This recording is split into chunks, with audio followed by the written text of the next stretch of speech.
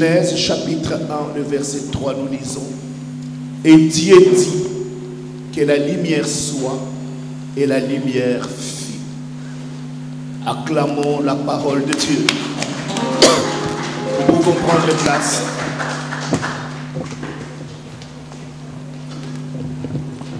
Bien-aimés, nous voulons parler du pouvoir de la parole. Et Dieu dit que la lumière soit et la lumière fut. Bien-aimés, afin de mieux entrer dans cette parole, nous ne serons pas très longs. Nous allons lire quelques écritures dans les livres de Marc pour que nous puissions comprendre où nous voulons aller. Nous sommes d'abord dans Marc chapitre 4.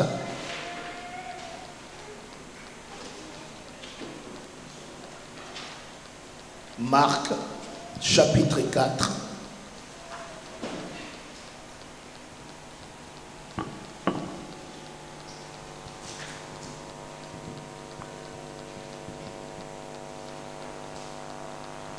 Je commence la lecture par les versets 35.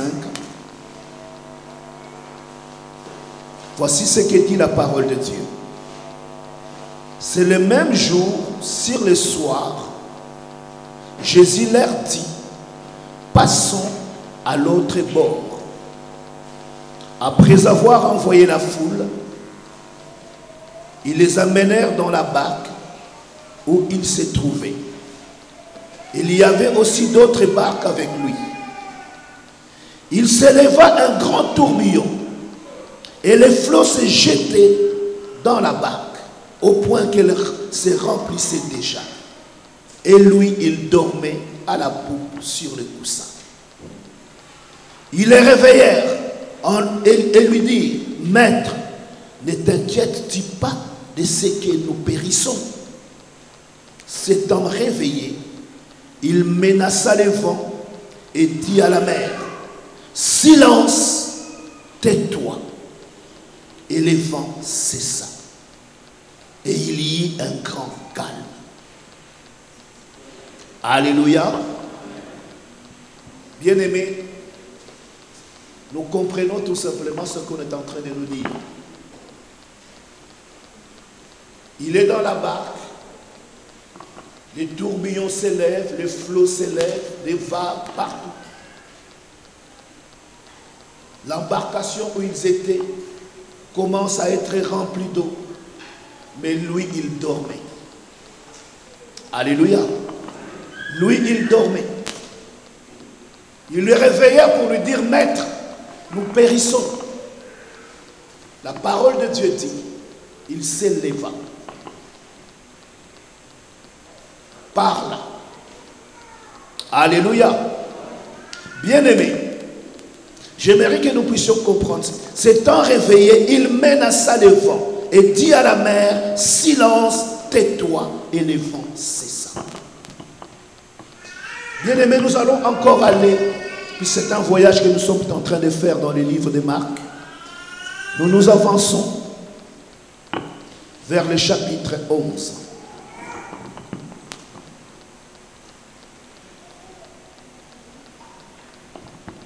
Les chapitres 11.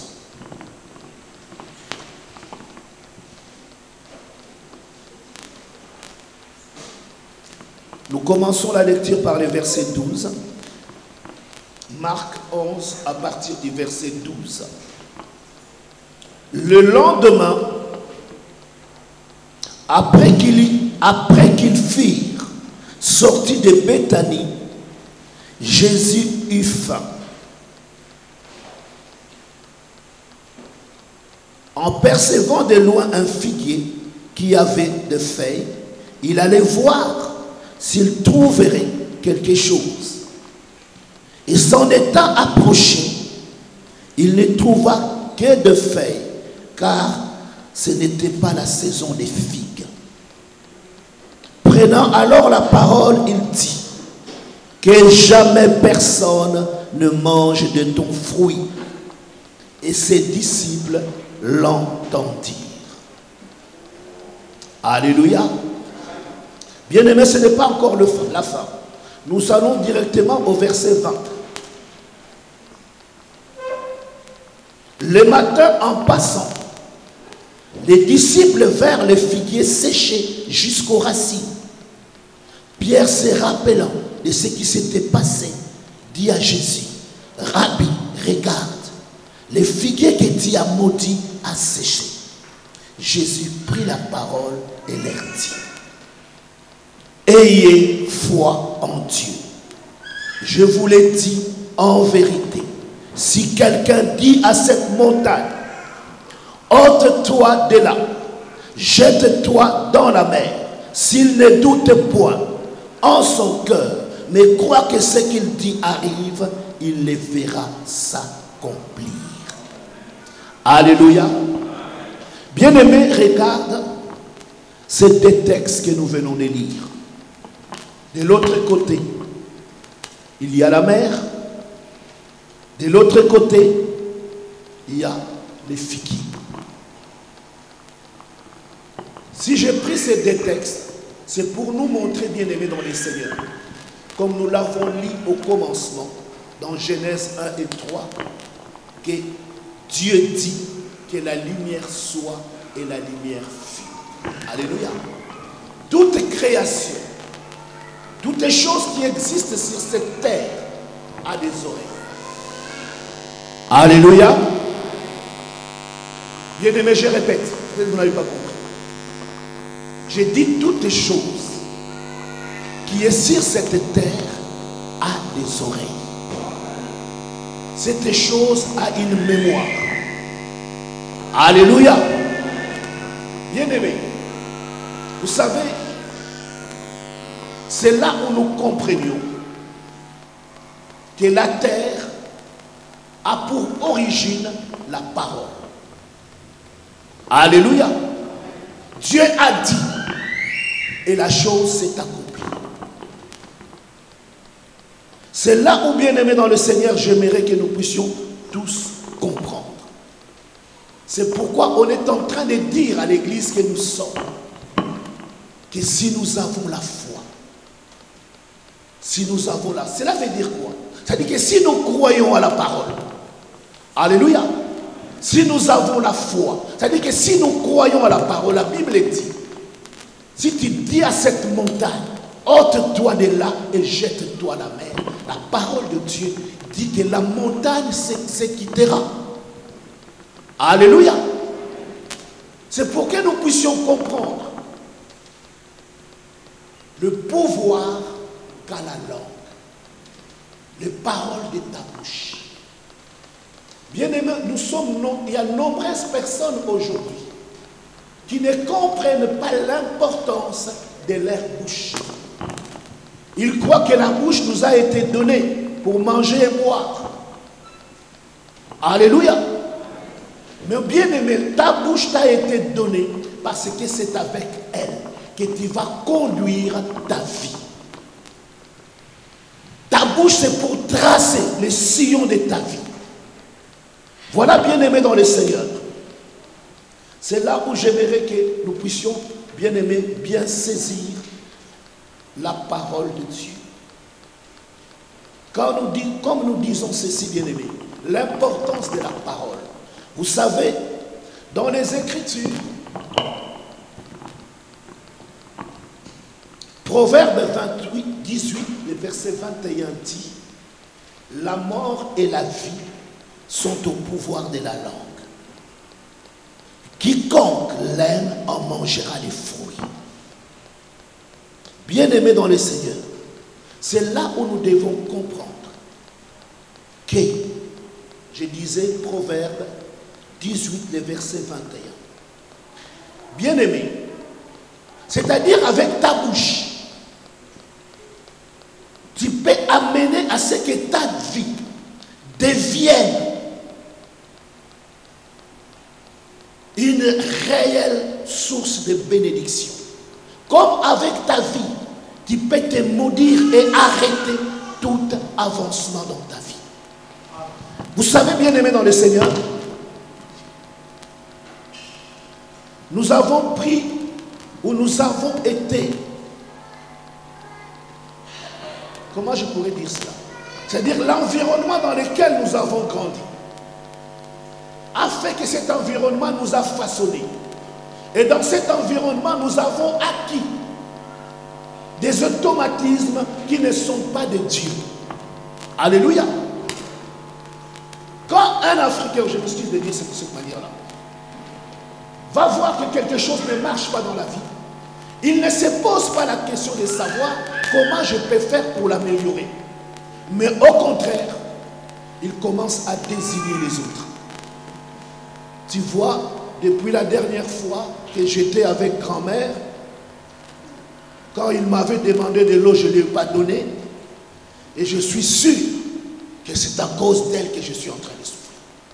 Bien-aimé, j'aimerais te dire une chose aujourd'hui.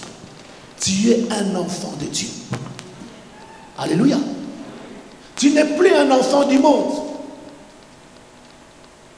Tu ne vis plus le naturel. Tu vis dans le monde surnaturel de Dieu.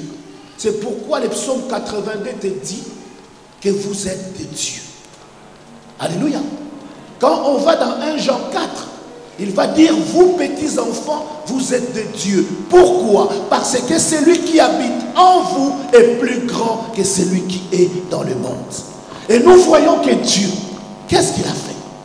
À la création, quand rien n'était, il va juste dire que la lumière soit et la lumière arrive. Alléluia. C'est-à-dire que sa bouche, ses paroles ont la capacité de créer. Alléluia. C'est pourquoi, bien-aimé dans le Seigneur, ma question serait simple. Qui est ton Dieu? Parce que nous sommes nombreux d'être dans l'église, mais très peu sont enfants de Dieu. Alléluia. Bien-aimé, ce n'est pas parce que la pluie tombe dans ta vie que tu vas dire j'ai un grand Dieu. Que ce soit pour les païens, que ce soit pour les athées. Vous êtes dans le même environnement, la pluie va tomber et vous tous, vous allez en bénéficier. Alléluia. Mais bien-aimé dans le Seigneur, Dieu veut te faire comprendre cet après-midi que si tu es enfant de Dieu, c'est pour vivre une vie excellente.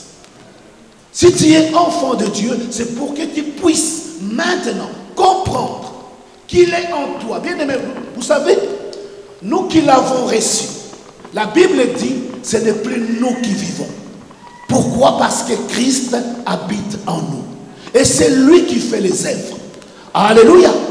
Mais laisse-lui la place alors de pouvoir agir dans ta vie. Le pouvoir de la parole. Aujourd'hui, beaucoup d'enfants sont condamnés. Tout simplement pourquoi? Parce que leur environnement les a conditionnés. Leur environnement leur a doté des pouvoirs qu'ils ne connaissent pas. Mais ces pouvoirs, c'est pour nuire à leur vie. Alléluia. Alléluia. Vous savez, je ne dis pas que ce n'est pas la vérité de la parole de Dieu. Mais ce sont des constats. J'ai remarqué souvent, moi j'appelle ça, c'est les amis de la malédiction. Je m'excuse du terme. Ce n'est pas un bon terme. C'est-à-dire, c'est quoi? Quand tout va mal, tu vas voir, il y a des gens qui vont se coaliser autour de toi. Alléluia. Pour te dire quoi? Ce n'est pas pour te dire, venez, on va prier, la malédiction va partir. Ah, mon frère, c'est toujours comme ça.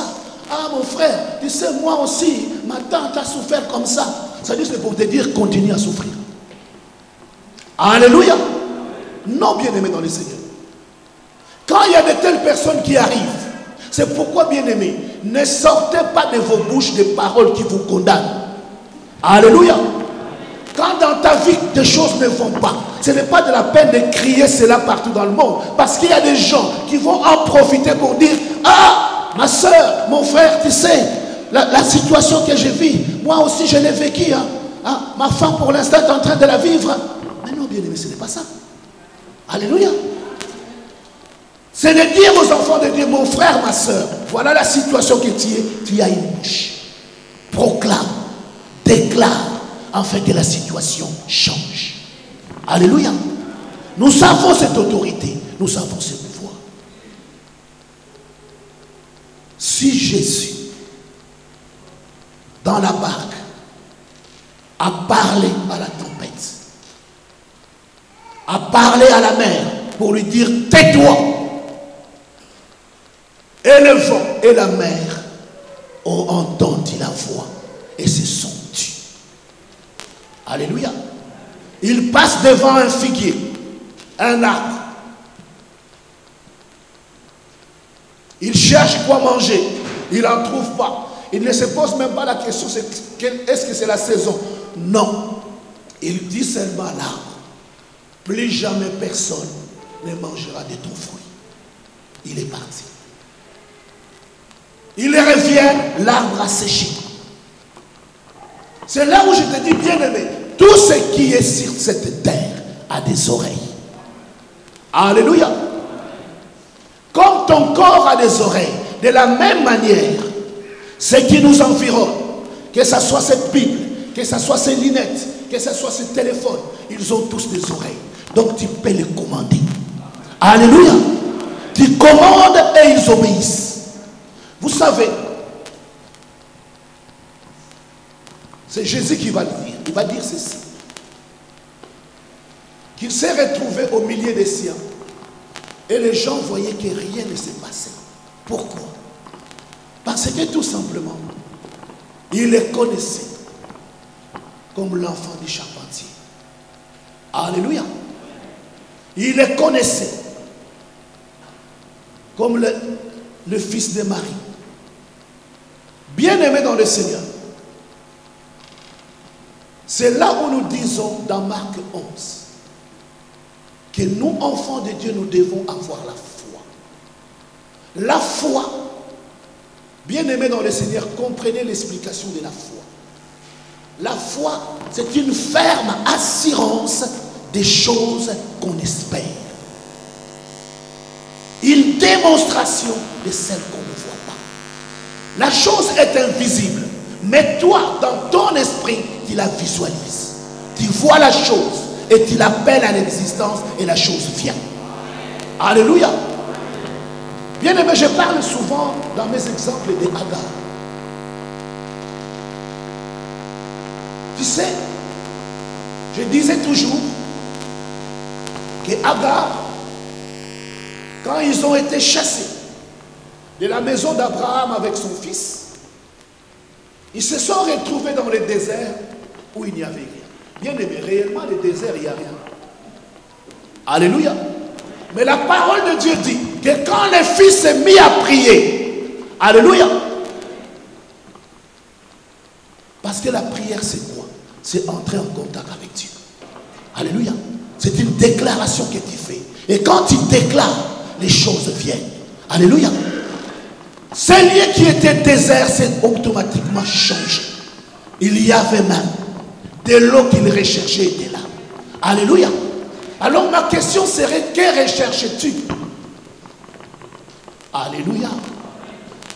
Bien-aimés, c'est pourquoi je dis aux enfants de Dieu que nous sommes, arrêtons de nous plaindre. Alléluia. Vous savez, c'est triste. Je dis ça, c'est du fond de cœur que je l'ai dit. C'est triste parce que nos mentalités doivent changer. Alléluia. Nous devons avoir des réponses qui viennent de très haut. Et non pas des réponses terrestres. Parce que dans la terre, c'est quoi? Ça, c'est une lunette, ça restera une lunette. Alléluia. Mais dans les cieux, bien aimé dans le Seigneur, tu appelles, la chose se transforme. Alléluia. Je vais donner juste un exemple pour que nous puissions comprendre la puissance qu'il y a dans la prière. On ne parle pas de la prière réellement, mais pour comprendre, parce que dans la prière, on prononce des paroles. Alléluia. Il y a eu un certain moment, je partageais avec l'homme de Dieu, le pasteur Yves Laure, sur la puissance de la prière en langue.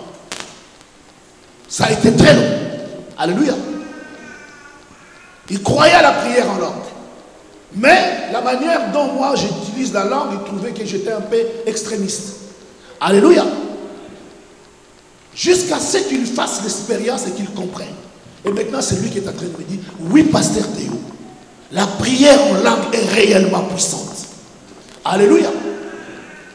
Son véhicule est tombé en panne.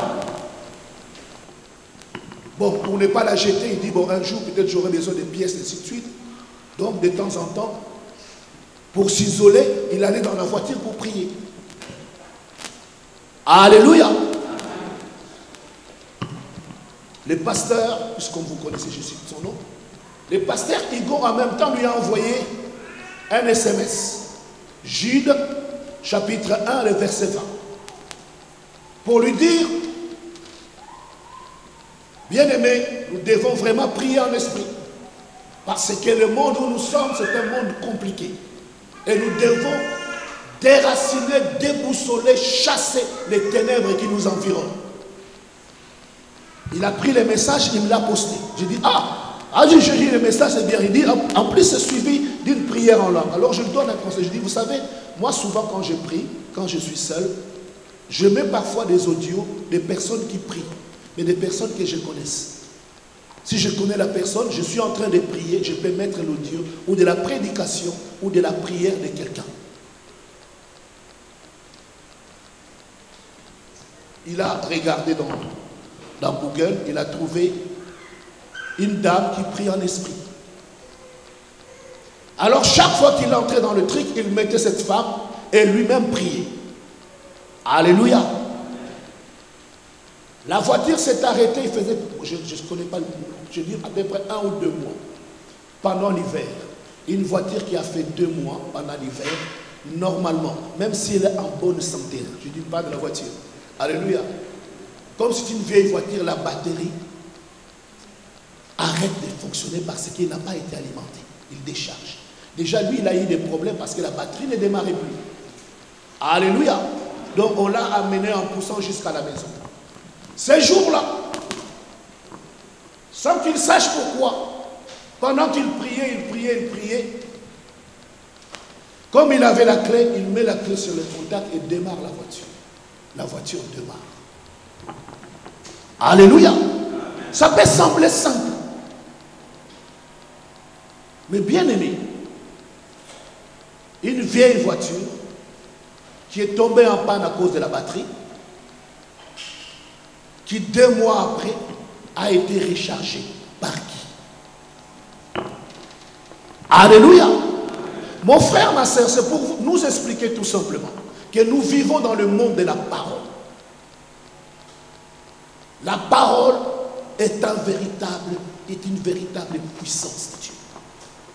À condition de savoir aiguiller ta vie au travers de la parole. Si tu crois que Dieu peut faire, Dieu le fera. Alléluia.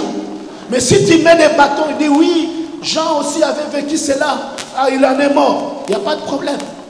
Comme tu crois en Jean, Jean fera l'œuvre qu'il est en train de demander. Alléluia. Mais le Dieu que nous prions, c'est un Dieu véritable. Alléluia. C'est Dieu créé, amène à l'existence ce qui n'est pas. C'est pourquoi, bien-aimés, ne vous sous-estimez pas, ne vous infériorisez pas. Parce qu'aujourd'hui, sous condition d'être humble, les gens veulent même s'enterrer sous terre. Non, bien-aimés dans le Seigneur.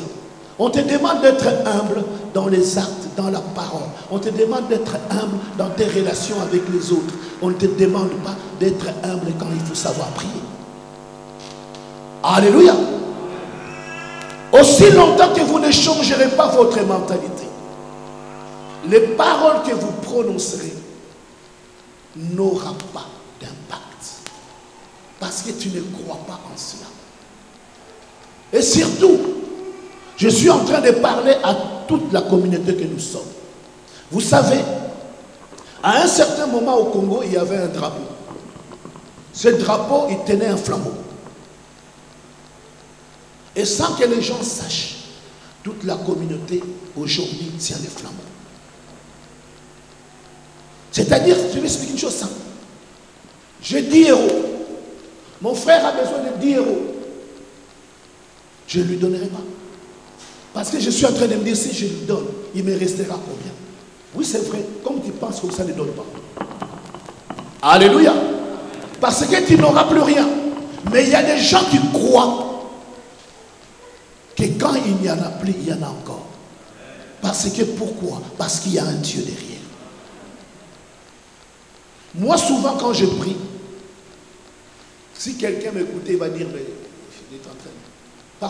Parfois, je dis au Seigneur, je dis, je sais qu'il y a la réserve là, dans la banque, au moment opportun. Envoie-le-moi. Alléluia. Ça peut sembler parfois quelque chose de très simple. Mais bien aimé, nous devons croire que nous avons un grand Dieu. Et que nous sommes réellement ce que nous nous disons des princes et des princesses de Dieu. Alléluia. Si tu es réellement cela, comment voulez-vous que tu manques un héros, des héros? Vous savez, c'est parfois triste. Je dis clairement c'est triste.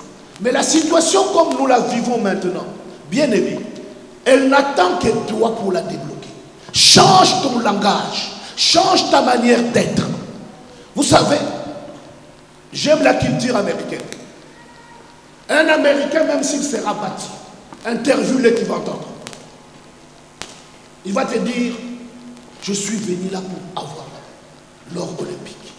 Je me suis entraîné. Ça fait 2 mois que des sacrifices. Et je suis là. Et là, je suis qualifié pour la finale. Donc l'or m'attend. Alléluia. Alléluia. Mais tu vas demander ça à l'Africain, il va dire, ah. J'enlève l'Afrique, je prends la France. Ici, on dit ça, le principe de liberté. Je ne sais pas si vous connaissez liberté. Donc l'essentiel, c'est de participer. Mais c'est quoi cette mentalité? C'est-à-dire que si je dois sortir les derniers, c'est pas grave. Mais l'essentiel, j'ai participé. Mais c'est quoi ça? Alléluia. Bien aimé, nous en tant qu'enfants de Dieu, on ne vient pas pour participer. On vient pour réussir. C'est pourquoi, bien aimé, ta mentalité doit changer. Et pour réussir, il y a des principes spirituels qu'il faut que tu mettes en place. Quand ces principes-là ne sont pas en place, tu ne réussiras pas. Alléluia. Si, je me suis de dire ça, si nous sommes remplis de pauvres, parce que les gens aiment la pauvreté. Alléluia. Si tu ne peux pas moissonner, tu ne récolteras jamais. Alléluia.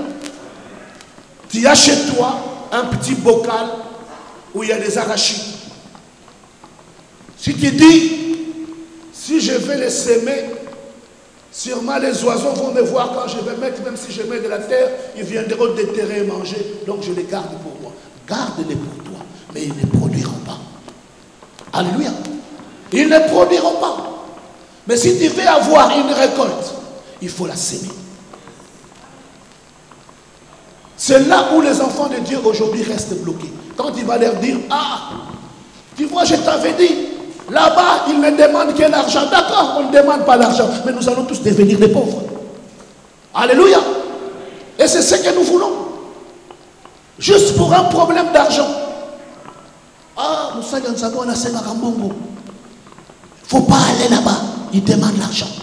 Mais bien aimé, sortez. Ce sont des démons qui vous font parler. Si vous ne comprenez pas, je vous le dis clairement. Et si ce démon-là, c'est ton ami, garde-le. Le problème, tu vas vivre dans la misère. Vous savez, arrivé à un certain moment, nous devons progresser. Nous devons avancer. Et la Bible dit que notre bouche est celui qui va nous permettre de pouvoir percer, de pouvoir avancer, de pouvoir aller. Que ta bouche ne te serve pas aux critiques. Alléluia. Bien aimé, nous ne sommes pas tous des journalistes pour critiquer. Non. Nous sommes des enfants de Dieu. Quand quelqu'un a un problème, ce n'est pas la peine de lui dire, mets tes genoux à terre, prie pour lui. Prends le temps, si tu dois gêner, gêne. Non, mon Seigneur, comme il y a une réserve pour moi, donne une partie à cette personne, car il en a besoin. Bien aimé dans le Seigneur, nous devons aiguiller nos prières. Parce qu'il y a des gens autour de nous dont Dieu écoute. Alléluia. Alors ne fermez pas. Ouvrez afin que l'Église puisse en bénéficier. Alléluia. Bien-aimés, on va rapidement conclure par ceci. N'oubliez pas que vos paroles sont imprégnées de pouvoir et d'autorité. Vous pouvez parler à votre corps. Si ton corps te dérange, si ton corps est malade, tu peux lui parler. Alléluia. Tu peux parler à ta voiture, comme l'exemple que je viens de donner. Tu peux parler à ton entreprise. Alléluia. C'est pour dire tout simplement, ce que nous devons demeurer, ce que nous devons rester, c'est ce que la parole de Dieu dit. Si Dieu amène à l'existence ce qui n'est pas, nous qui sommes ses enfants, nous sommes de la même acabit. Alléluia. Nous sommes comme Dieu. C'est ce que déclare 1 Jean 4 et 17. Tel qu'il est, tel nous sommes dans ce monde. Alléluia. Alléluia. Alors je vous dis, bien-aimés, utilisez votre bouche, car vos paroles tracent votre route et programment votre vie en excellence, de victoire en victoire, de gloire en gloire. Mon frère, ma soeur, je m'adresse à l'assemblée que nous sommes. Vous savez, nous allons faire une programmation pour ceux qui ont la foi, pour ceux qui croient à la parole de Dieu. Nous allons faire une programmation. Si vous pouvez nous afficher 1 Pierre chapitre 2, le verset 24. Alléluia, Dieu de toutes grâces. Je vais demander aux musiciens de prendre place. Merci Seigneur notre Dieu.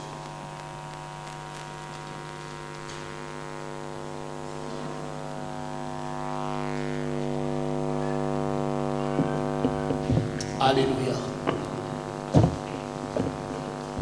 La parole de Dieu dit, lui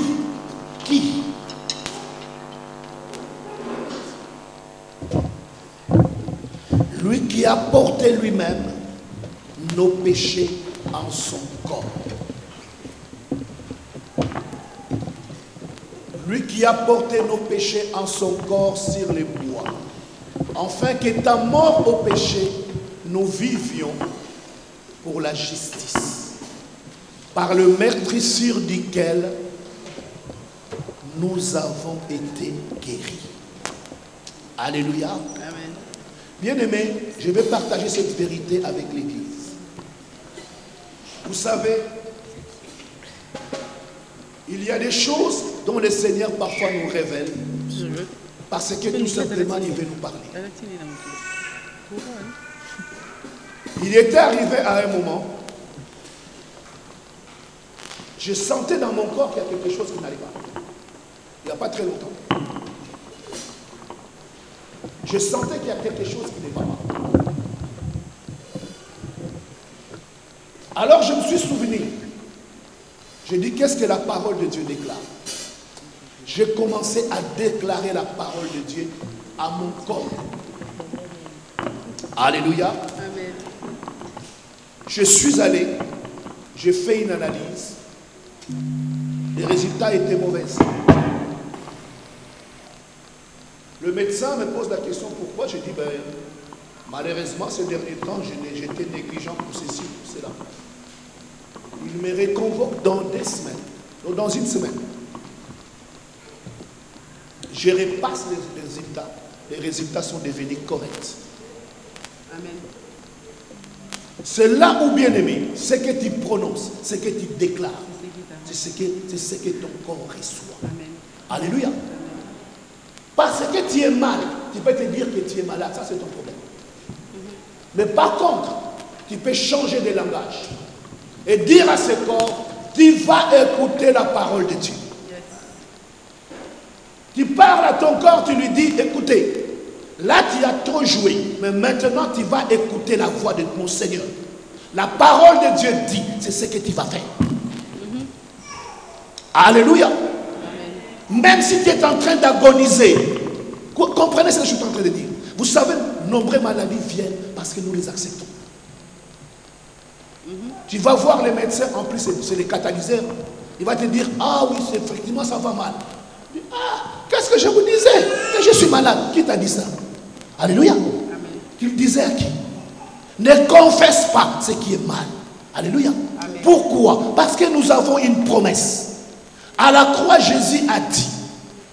Ce que Pierre rapporte, c'est ce que Jésus a dit. Nous pouvons lire cela même dans Matthieu. Matthieu chapitre 8.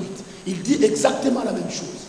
Il a porté sur la croix nos infirmités, nos maladies. Amen. Alléluia. Amen. S'il a porté, pourquoi devrions-nous encore les porter? Alléluia. C'est-à-dire, c'est à toi de comprendre. C'est pourquoi je suis en train de te dire que toutes choses ont des oreilles. En plus, le corps, il a des oreilles. Alléluia. Si les bois peuvent entendre, si les vents peuvent entendre, si la mer se calme parce qu'on le lui dit, et comment ce corps qui n'a pas des oreilles n'entendrait-il pas? Alléluia. Amen. Voilà pourquoi tu dois commander. Oui, mon frère, tu dois commander. Dire à ton corps, écoute la parole de Dieu. Bien-aimés, nous allons nous lever. Nous allons faire une courte prière. C'est une alliance. C'est comme si je vous avais demandé de vous avancer. Si vous trouvez que vous n'en avez pas besoin, vous pouvez rester assis. Vous n'êtes pas obligé. Alléluia. Amen. Mais bien-aimés, j'aimerais vous dire tout simplement que le Dieu que nous prions, c'est un Dieu d'alliance. Notre Dieu, c'est un Dieu d'alliance. Quand tu déclares quelque chose, ce Dieu-là va le faire pour ta vie. Amen. Alléluia. Marc 11, 23 dit, si nous disons à cette montagne, ôte-toi de là, jette-toi à la mer, si nous ne doutons point, nous croyons que ce que nous déclarons arrive, nous les verrons s'accomplir. Alléluia.